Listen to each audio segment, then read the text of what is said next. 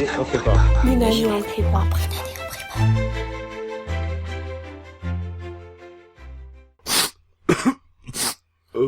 Mon test est positif, suis-je vraiment malade?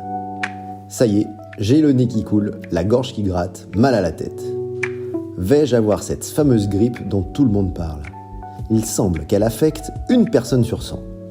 Heureusement, un célèbre laboratoire pharmaceutique a mis au point un test de dépistage. Je vais être fixé. Je fais le test. Pas de chance, il est positif.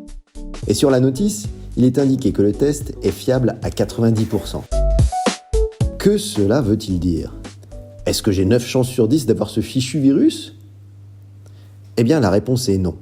Et la vérité est bien différente.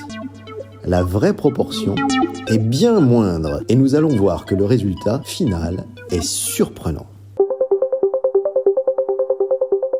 Lors de la conception du test, le laboratoire, aussi sérieux soit-il, doit faire face à 2 problèmes inéluctables.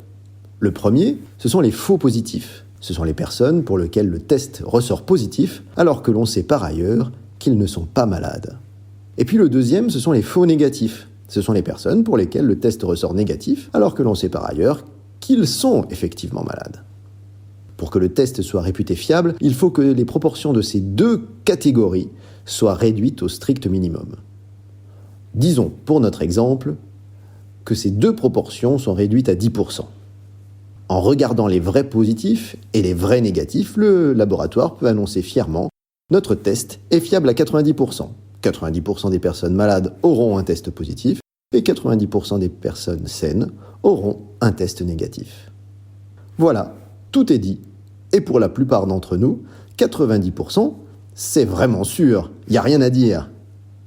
Mais que signifie vraiment ce 90%? Je reviens donc sur mon cas.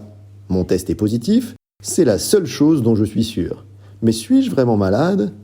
Ça, en revanche, ça ne l'est vraiment pas du tout. Procédons pour cela à un petit calcul. Promis, rien de très compliqué. On va considérer une population totale de 10 000 personnes.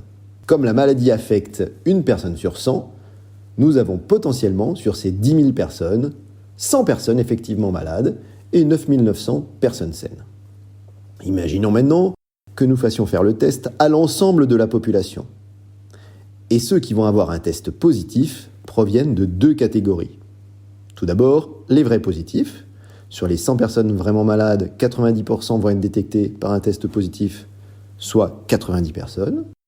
Et puis ensuite, les faux positifs. Sur les 9 900 personnes saines, 10% vont avoir un faux positif, soit 990 personnes. En conséquence, dans la population totale, il y a potentiellement 1080 personnes qui auront un test positif. 1080, c'est 90 plus 990.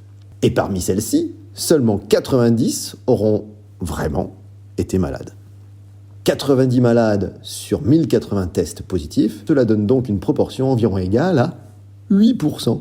8%! Moins d'une personne sur 10. On constate donc que nous sommes vraiment très très loin du 90% annoncé. Ouf, je suis rassuré.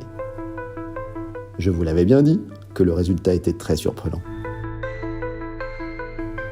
Alors ce résultat est paradoxal et doit être pris en compte par les médecins. Le résultat du test ne peut se suffire à lui seul. Il doit être accompagné d'un examen clinique du patient et d'autres symptômes caractéristiques de la maladie doivent être pris en compte afin de conclure à un diagnostic. C'est particulièrement vrai lorsque la maladie est une maladie rare.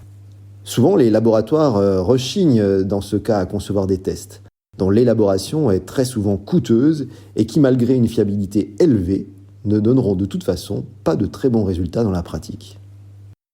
On retrouve ce phénomène dans le cours sur les probabilités conditionnelles. Le laboratoire peut déterminer en concevant son test la probabilité d'avoir un test positif en sachant que la personne est malade.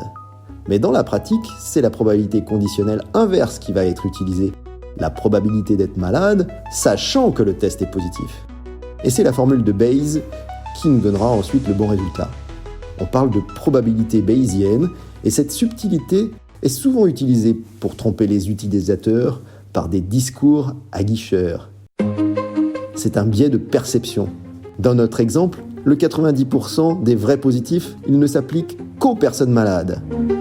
Et il est perçu comme s'il s'appliquait à toutes les personnes ayant un test positif, ce qui n'est vraiment pas du tout le cas. Rappelez-vous de notre 8%. Encore une fois, méfions-nous des résultats trop beaux pour être vrais, et les mathématiques sont heureusement là pour nous apporter le bon éclairage.